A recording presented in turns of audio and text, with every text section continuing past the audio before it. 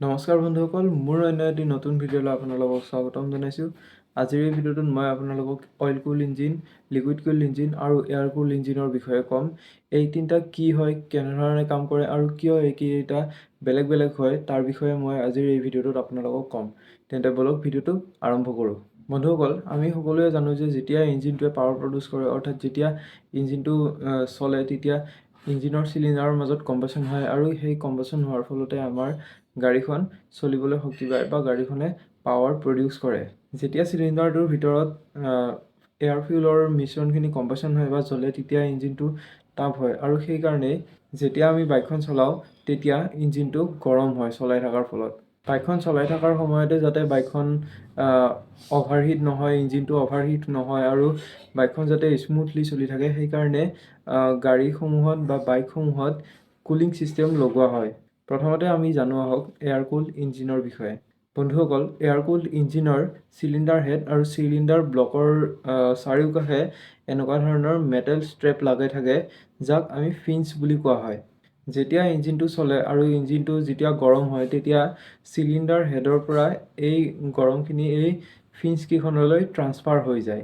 এতিয়া কি হয়, যেতিয়া গাড়ীখন চলে তেতিয়া বাহিৰৰ বতাহ, চাৰিওকাষৰ যি বতাহ, সেই গাড়ীখন গতি কৰাৰ ফলত যিখিনি বতাহ ইঞ্জিনৰ সেই ফিন্সকেইখনত লাগে, তাৰ পৰাই ফিন্সকেইখন ঠাণ্ডা হয় আৰু এনেধৰণেই ইঞ্জিনটো ঠাণ্ডা হয়।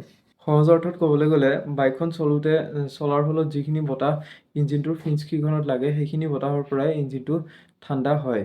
যিহেতু ইঞ্জিনটো অকল বতাহৰ সহায়তেই ঠাণ্ডা হয়, সেইকাৰণে এই ইঞ্জিনটোক এয়াৰ কুল ইঞ্জিন বুলি কোৱা হয়। এয়াৰ কুল ইঞ্জিনবোৰক মেনুফেকচাৰ কৰাটো বেছি জটিল নহয়। ইয়াৰ দামো কম হয় আৰু ইয়াৰ মেইনটেনেঞ্চো কম হয়। তাৰ লগতে যিহেতু এই ইঞ্জিনবোৰত ৰেডিয়েটৰ, কুলেণ্ট আদি একো নাথাকে, সেইকাৰণে এই ইঞ্জিনটোৰ ওজনো বহুত পৰিমাণে কম হোৱা দেখিবলৈ পোৱা যায় আৰু তাৰ ফলত কি হয়, ওজন কম হোৱাৰ কাৰণে অভাৰঅল বাইকখনৰো ওজন বহুতখিনি কমি যায়। এয়াৰ কুল ইঞ্জিনবোৰক অসুবিধা বুলি ক'বলৈ গ'লে, যিহেতু এই ইঞ্জিনটো অকল পৰিৱেশৰ ওচৰৰ পাজৰৰ বতাহখিনিৰ পৰাই ঠাণ্ডা হয়, সেইকাৰণে অইল কুল আৰু লিকুইড কুল ইঞ্জিনতকৈ ইয়াৰ কুলিং ক্ষমতাটো কম হয়। অৰ্থাৎ যদি আপুনি বহুত গৰমৰ দিনত চলাই আছে আৰু আপোনাৰ বাহিৰৰ তাপমাত্ৰা বহুত বেছি হয় আৰু বতাহো অকণমান সিমান ঠাণ্ডা নহয়, সেনেকুৱা অৱস্থাত কি হ'ব, বতাহখিনিয়ে ইঞ্জিনটো ভালদৰে ঠাণ্ডা কৰিব নোৱাৰিব। সেইকাৰণে এয়াৰ কুল ইঞ্জিনবোৰক বেছিভাগ কম চিচিৰ বাইকসমূহতে ব্যৱহাৰ কৰা হয়। তাৰপিছত আহিল অইল কুল ইঞ্জিন। অইল কুল ইঞ্জিনবোৰ এয়াৰ কুল আৰু অইল কুল ইঞ্জিনৰ মিশ্ৰণ হয়। এনেকৈ কিয় কৈছোঁ, অৰ্থাৎ এই ইঞ্জিনবোৰত এয়াৰ কুল ইঞ্জিনত থকা ফিন্সবোৰো থাকে আৰু ইঞ্জিন অইলখিনিকো ঠাণ্ডা কৰিব পাৰে।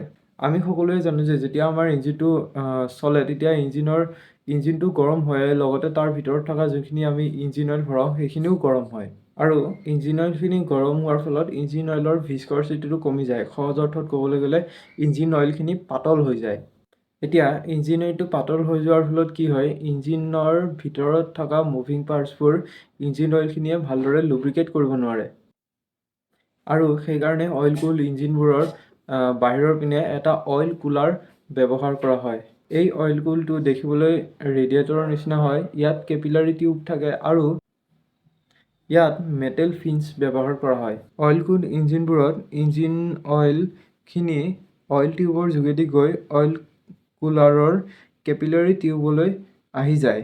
যেতিয়া গাড়ীখন চলি থাকে, তেতিয়া বতাহখিনি অইল কুলৰ মাজেদি গৈ পেলাই কেপিলাৰী টিউবলৈ যায়, য'ত ইঞ্জিন অইলখিনি থাকে আৰু তাৰ ফলত ইঞ্জিন অইলখিনি, বতাহখিনি লগাৰ ফলত ইঞ্জিন অইলখিনি ঠাণ্ডা হৈ যায় আৰু ই আগলৈ চাৰ্কুলেট হৈ যায় বা চাৰ্কুলেট হৈ থাকে আৰু এনেদৰে অইল কুল ইঞ্জিনটো কাম কৰে আৰু য'ত বতাহৰ যোগেদিও ইঞ্জিনটো ঠাণ্ডা হয় আৰু অইলৰ যোগেদিও ইঞ্জিনটো ঠাণ্ডা হয়। তাৰপিছত আহিল লিকুইড কুল ইঞ্জিন। বন্ধুসকল, লিকুইড কুল ইঞ্জিনৰ কুলিং কেপাচিটি বাকী দুটা এয়াৰ কুল ইঞ্জিন আৰু অইল কুল ইঞ্জিনতকৈ বহুত বেছি হয়। এই ধৰণৰ ইঞ্জিনত ইঞ্জিন অইলকো ঠাণ্ডা কৰা নহয় আৰু ইয়াত ফিন্সো নাথাকে। লিকুইড কুল ইঞ্জিনত ইঞ্জিনটোক ঠাণ্ডা কৰিবলৈ কুলেণ্টৰ ব্যৱহাৰ কৰা হয়। এই লিকুইড কুল ইঞ্জিনবোৰত ইঞ্জিনৰ ভিতৰত চিলিণ্ডাৰৰ হেড আৰু চিলিণ্ডাৰ ব্লকত ৱাটাৰ জেকেটৰ ব্যৱহাৰ কৰা হয়, যাৰ যোগেদি কুলেণ্টখিনি যায়। তাৰ লগতে লিকুইড কুল ইঞ্জিনৰ বাহিৰত ৰেডিয়েটৰ ব্যৱহাৰ কৰা হয় কুলেণ্টখিনি ঠাণ্ডা কৰিবলৈ। যেতিয়া ইঞ্জিনটো চলি থাকে তেতিয়া ইঞ্জিনটো গৰমৰ পৰা ঠাণ্ডা কৰিবলৈ ৱাটাৰ জেকেটৰ জৰিয়তে কুলেণ্টখিনি ৰেডিয়েটৰলৈ যায় আৰু ৰেডিয়েটৰটোত বতাহ লগাৰ ফলত ৰেডিয়েটৰটোৰ ভিতৰত যিখিনি কুলেণ্ট থাকে সেইখিনি ঠাণ্ডা হয় আৰু ইঞ্জিনৰ ভিতৰলৈ যায় আৰু এনেধৰণে প্ৰচেছটো চলি থাকে। আৰু এনেধৰণেই কুলেণ্টটোৱে ইঞ্জিনটোক ঠাণ্ডা কৰি ৰাখে।